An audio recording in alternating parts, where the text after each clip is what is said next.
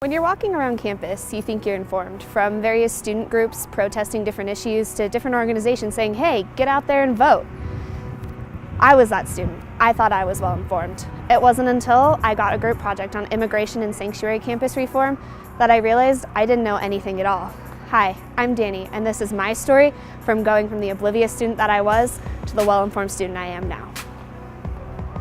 We will set priorities, but unlike this administration, no one will be immune or exempt from enforcement. And ICE and Border Patrol officers will be allowed to do their jobs the way their jobs are supposed to be done. The current presidential administration's stance on immigration has caused quite the uproar with strong opinions on both sides of the argument. Since Trump's campaign, students across the country have protested for and against their school becoming a sanctuary campus. I, like many of you watching, may have an unclear idea of what a sanctuary campus is. USA Today describes a sanctuary campus as a college or university that has instituted policies to protect undocumented students from deportation. With these protests and ideas in mind, my group and I decided to see what our campus was doing in regards to the issue. We learned that last December, the Latinx Student Advisory Board on campus started a petition that gathered over 1,000 signatures in hopes of making UNR a sanctuary campus. While UNR never declared itself as one, it did announce its status as a welcoming campus for undocumented students due to the fear of repercussions from the current administration. As a welcoming campus, UNR can provide resources for undocumented students as long as it remains in the legal boundaries. It has been met with mixed feelings by students and faculty. We first sat down with Jesse Ocha, the leader of the Reno Justice Coalition, who talked about his fears and frustrations when it came to the issue at hand. I want them to show more of a acknowledgement that this is a serious issue and that the students are afraid. And there are a lot of students here who are undocumented who don't know at all that UNR is behind the scenes, doing what they can to keep them safe. And so they're afraid every time they walk on campus. Make sure that students don't feel that, because as a university, you want to create a space where students feel comfortable and safe while they're going here. Initially, I thought being a welcoming campus was a good thing, as long as we were doing something to help the students. That was good, right? But Jesse had me thinking otherwise. So after listening to his stance on the issue, we kept digging, and what we found was more disappointment from the students and staff when it came to the issue. We have a large number of undocumented students on campus, and we have a lot of students on campus who are documented, but who may have come from the original banned country by President Trump's travel ban. And for both of those populations, the ban has just caused real concern. There's this constant worry that you're never sure if even doing all this stuff you're gonna stay here for long. I don't think that they feel safe on campus, especially with the ICE raids that are going on recently too, and under this new Trump administration is really creating a lot of worry. A lot of people are not coming forward. They don't want to attend events because they're afraid of being deported, or they're just even afraid just to travel out of this country, even though it's, especially with the refugee ban, even though they're not traveling outside the U.S., traveling inside the U.S. still scares them, and they don't want to go anywhere. They don't want to go on vacation. They can't go visit other family members. Although there is a definite frustration with what is going on, this doesn't fully extend to all immigrant students. International students, although they are immigrants, are protected by laws that allow them to study. However, there are still fears that this protection isn't foolproof, or that this can change under the Trump administration in an instant. It just worries me because it also affects me because if this gets more serious within time, maybe they can revoke my visa or something, and I can't study anymore here or in the future, or maybe even worse. I was shocked at just how paralyzing this fear was. The reason undocumented students are so afraid is that there isn't enough action being taken regarding the issue. The most recent one was a student who is married to a girl that is undocumented. And they just had a baby. Now, you would think that because they're married she could apply for, residency, but no, in order to do that, she has to leave the country and be away for what they told him was 10 years. That means that she and the baby will have to go out of the country to Mexico, where she doesn't even remember being, with her baby all by themselves and figure it out, while he stays here finishing his degree.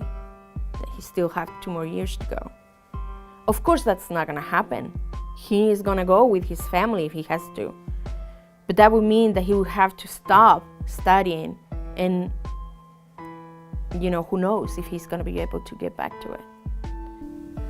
After listening to Iris's story of this young couple, my heart just broke. It's so unfortunate that they're being put in this situation. I was aware that immigration policies did tear apart families, and that really does suck, but it's just hearing it firsthand from someone who's seeing a couple go through this, it truly does break my heart. I can't ever imagine being put in this situation, having to choose between my education and my family. It's an impossible decision that really does pull at everyone's heartstrings. I know of a student here on campus he was an Iranian PhD student. He was on his way to Turkey to pick up his visa because we don't have an embassy in Tehran. And it was on January 27th when President Trump implemented the first travel ban. And so basically he was told, we know you're in the middle of your studies to get your PhD, but you're not going back to the US. So you can imagine how traumatic those kinds of things are. With some frustrated by the issue and others not affected as much, we found ourselves looking for someone who immigration reform and the idea of a sanctuary campus has truly affected.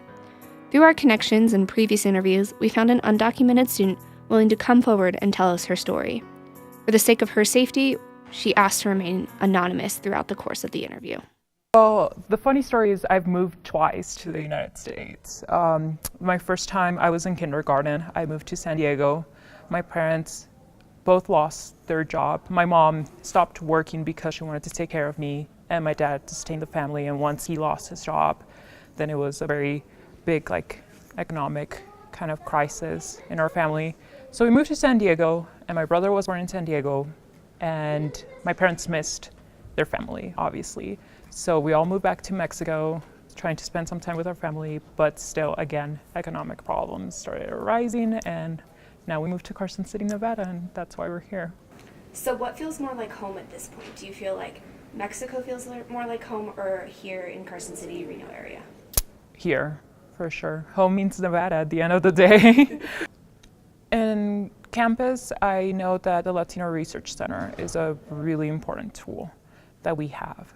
Dr. Emma Sepulveda has been a mentor to me, so I know that I can count on her on any questions. And I know that the center is also very good with stuff like that, but I haven't really reached out to them. I reach more to the Latino Research Center.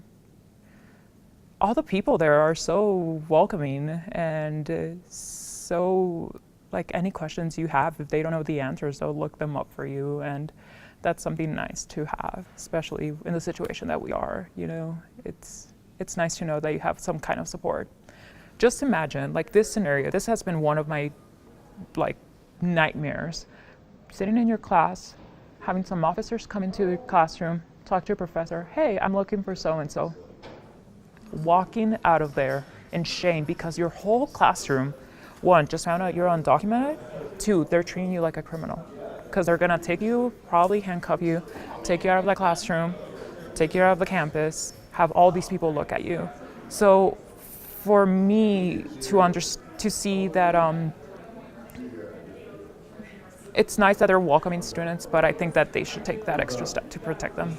I have heard comments from other students that I haven't stood up and say hey, stop that, but it's hard to hear those kind of things.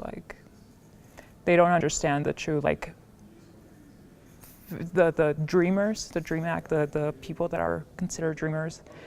You can hear all the stories, but you kind of have to be one to really truly understand the fear that some students can feel of the uncertainty of tomorrow.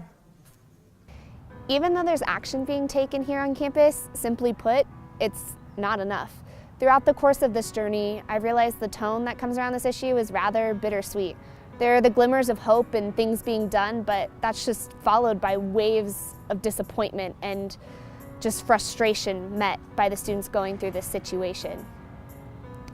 In the terms of our undocumented student, all they really need is just more support, more resources on campus to meet their needs, more faculty standing up and saying, hey, these are my students and I need to protect them.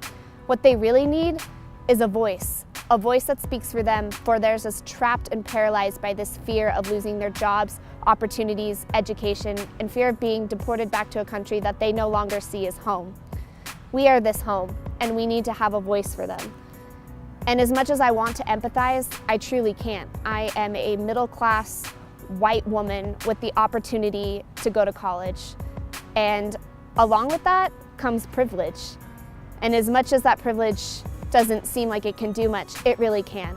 That privilege can be a voice for those who feel like they don't have one in this issue. It can be a voice for those who are trapped by the fear of being sent back to different places across the world.